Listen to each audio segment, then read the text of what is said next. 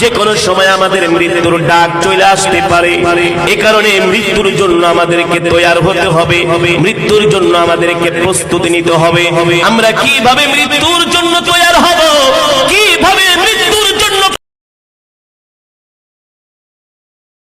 सबको शर्म आती होगी अल्लाह लिखने में।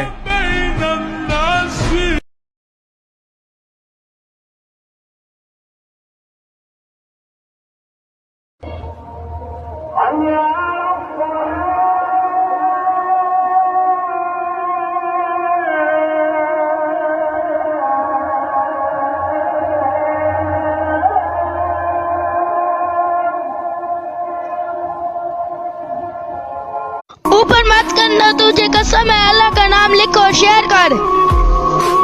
অপেক্ষায় রইলাম। আল্লাহ তাআলা একদিন